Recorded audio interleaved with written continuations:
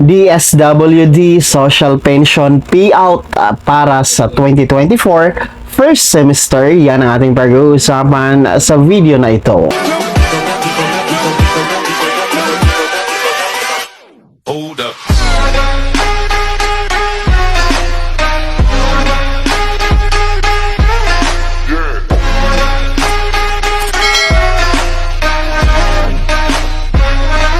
Hello mga ka-vlogs, saan ka mang dako sa mundo, welcome dito sa aking YouTube channel. And kung bago ka pa lang dito at nais mo mga informative content na narito sa aking YouTube channel, ay maaari nyo pong i-click ang ating subscribe button pagkatapos mong panoorin ang video na to, and maaari kang maging miyembro dito sa aking channel. Sa pamamagitan ng pag-click ng join button, mamili ka ng mga nais mong perks mga ka-vlogs. Magandang araw po sa lahat ng mga DSWD Social Pension Beneficiaries. No, itong ating mga indigent senior citizen. Narito na po ang inyong inaantay na payout schedule for the first semester nitong 2024 para po sa mga nakaabang, no, sa payout or release nitong social pension mga ka-vlogs. No, bago po ang lahat ay ang social pension po sa mga hindi pa nakakaalam ay nagdagdag na po ng 100%, no? 100% na increase na po ang inyong social pension na nagkakahalaga noon na 500 pesos at ngayon ay naging 1,000 pesos na ito mga ka-vlog. So ito nga po ay dahil po no sa pag-approve ng budget for 2024 na social pension budget, no, from 25 billion the last 2023 ay naging 49.81 billion na po ito ngayong 2024 mga ka-vlog. So sa mga nag-aantay, no, actually today is April 30, 2024, no, in Pasig City po ay ngayon po ang last distribution or pamimigay ng payout, no, dito sa first semester nitong social pension mga ka-vlog. So sinasabing first semester dahil po ang pamimigay ngayon ng DSWD Social Pension ay hindi na po siya quarter mga ka-vlogs, kundi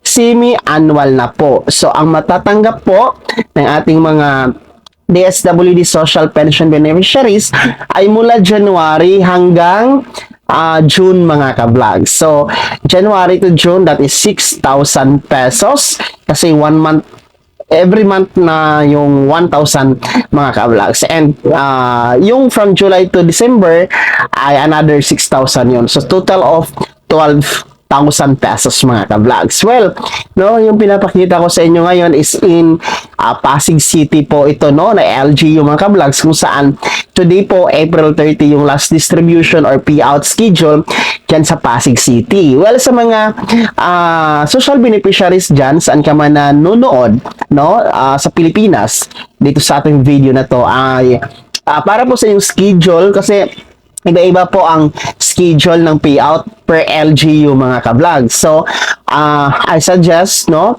pumunta kayo sa inyong OSCA office, no, dyan sa inyong LGU, sa city or municipal hall nyo mga ka-vlogs, at alamin nyo po yung payout schedule ninyo. So, in Pasig City ay magtatapos na ngayong araw na to. Supposed to be talaga ay dapat nagsimula na at magtatapos na ang payout schedule for the first semester.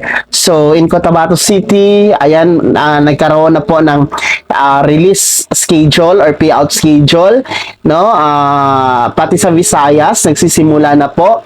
No, alamin nyo na lang po kung kailan yung pagtatapos. Kasi per barangay yung schedule mga ka-vlog. So, pumunta kayo sa OSCA office dyan sa LGU nyo mga ka-vlogs at tingnan nyo po ang per barangay schedule, no? Sinasabi ko po sa inyo na iba-iba po ang schedule per LGU. And sa LGU naman po, dahil halimbawa city or municipality mga ka-vlogs ay may mga barangays yan. So iba-iba din po ang schedule ng mga barangays. So alamin nyo po yung mga ka-vlogs kasi hindi naman pwedeng sabay-sabay ang payout schedule, no?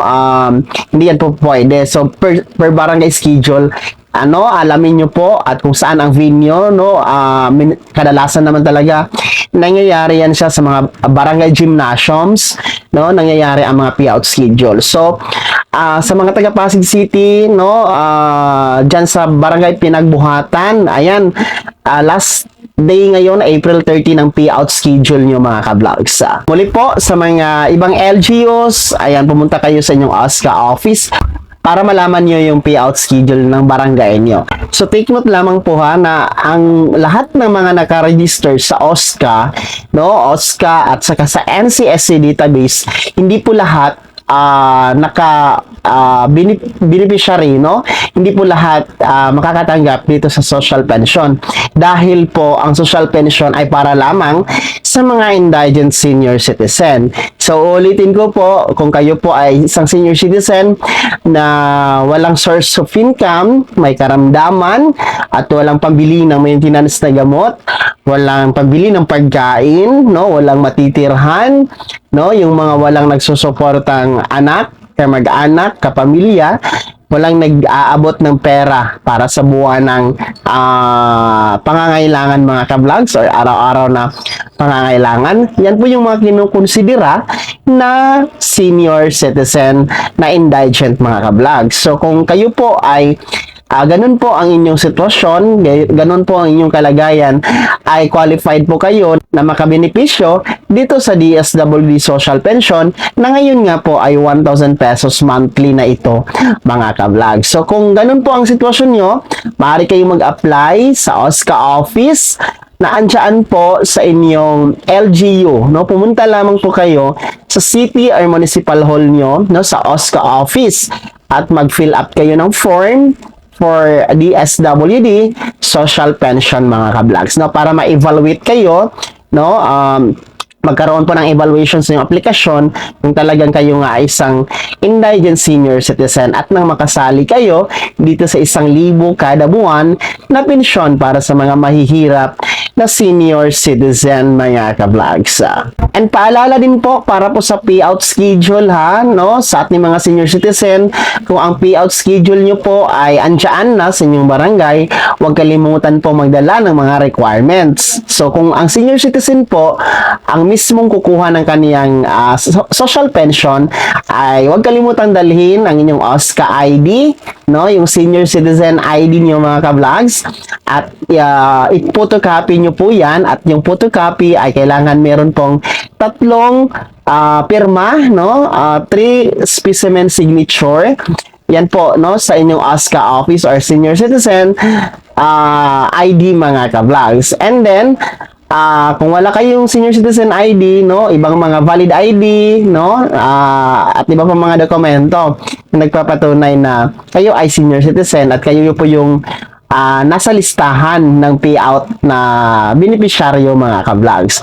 Well, sa mga senior citizen na beneficiaryo sa social pension na hindi na nakakalakad or hindi na pwedeng pumunta sa payout center or payout venue mga ka-vlogs, maaari po kayong magpadala ng yung authorized person or authorized representative, no? At huwag lamang kalimutan na kung ang inyong payout doon sa social pension ay kailangan nyo ng authorized person, no, huwag kalimutang magdala yung authorized person ng original na ID, no, yung senior citizen ID, no, ng beneficiaryo, then photocopy na rin po, at kailangan may pirma po, no, 3 pirma, 3 specimen signature.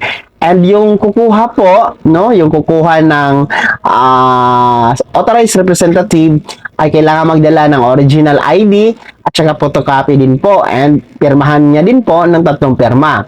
And huwag kalimutan magdala ng barangay certification mga ka-vlog. So ang barangay certification, no, makukuha naman yan sa barangay hall. And huwag kalimutan din po yung authorization letter mga ka-vlog. So yung authorization letter, bawal po ang sulat kamay, no, bawal po ang handwritten. Kailangan naka-print out ito mga ka-vlogs, no. And huwag kalimutan yung pirma doon sa authorized letter, no, yung pirma ng beneficiaryo na senior citizen at saka thumb mark mga ka-vlogs. Well, anyway, no, may format naman yan, no, yun sa authorization letter, no, i-search nyo na lang po sa Google, pwede nyo yung sundan, edit nyo lamang po yung mga personal information. So yun po ha, sa mga nag-aabang po talaga dito sa 1,000 piso na buwanang pensyon mula sa DSWD para sa mga senior citizen na indigent, nagsisimula na po ang payout for the first semester ngayong 2024. No, ang coverage po yan ay mula po January to June 2024 mga ka-vlogs. At ang halaga niyan ay 6,000 pesos. At paalala po, buo po talaga na 6,000 pesos ang matatanggap nyo. So, bawal po yung kaltasan, dapat hindi yan kulang. Hindi din po dapat sumobra. Insaktong 6,000 pesos dapat ang matatanggap nyo. Kaya po, no, sa mga may reklamo, baka kinaltasan kayo, baka meron pong kinuha dyan sa 6,000, maaari po kayong magsumbong, no, sa OSCA office or pwede po kayong mag-report sa DSWD field office na andyan sa region nyo, no? Basta buo talaga na 6,000 dapat ang natatanggap nyo mga ka-vlogs. So, maaari nyo ding i-komento dito sa comment section ng video na to kung meron kayong mga reklamo, no, na baka hindi po buo or kinunan po yung 6,000 pesos na pensyon yung mga ka-vlogs po, no? Para ma-report din po natin yan, no, sa DSWD. And muli po ay naniyahan po din natin ang lahat ng mga senior citizen na magparehistro na po sa NCSC database. Baka hindi pa po kayo nakaregister dyan mga ka-vlogs, no? Huwag kayo mag-aalala kung hindi kayo kasama dito sa social pension ngayon. Basta magparehistro lamang kayo sa NCSC database dahil yan na po ang susundan, no, ng NCSC, no, in the future, no? Kung sakaling may transition na from DSW dito sa social pension, yung mga nasa database, no, na nakarehistro na senior citizen, yan po ang makikinabang, no, ng mga benepisyo kasama na ang pensyon, no, once na hahawakan na ni NCSC ang pamamahala sa inyo na mga senior citizen. Again po, congratulations sa lahat ng mga naka-payout na. Yan, kung naka-payout na kayo, maaari nyo bang i-komento sa comment section sa video na to, no, kung saang municipality or city kayo, anong probinsya kayo, buong pangalan nyo, at buo ba na 6,000 yung natanggap nyo, no? Sa mga wala naman or wala pa, no, uulitin ko, mag-inquire kayo, pumunta kayo sa inyong OSCA office para malaman nyo po ang listahan, no, ng inyong barangay, yung schedule po ng barangay nyo mga ka-vlogs, kasi meron na pong schedule talaga ng payout. At least man lang ma-aware kayo, no, hindi kayo nag-aantay lang ng hindi nyo alam kung kailan talaga. At least meron talagang official schedule, no, dyan sa inyong barangay. Sana naging gabay ang video na to kahit paano nabigyan tayo ng bagong idea, bagong kaalaman. Kung hindi ka pa nakasubscribe dito sa aking YouTube channel, maaari nyo pong i-click ang ating subscribe button na nasa baba at huwag niyong kaligtaan na i-turn on ang notification bell. Ilagay mo sa all para updated ka sa lahat ng mga videos na i-upload ko. Maaari mo ding i-like ang video na to at kung meron kang mga katanungan, maaari nyo i-komento sa comment section na nasa baba. And paki-follow na din po ang aking official Facebook page na nasa screen nyo. Muli po, ito si Daniel Timpawa na nagsasabing dito sa aking YouTube channel, Pawang Katotohanan at lahat totoo lamang.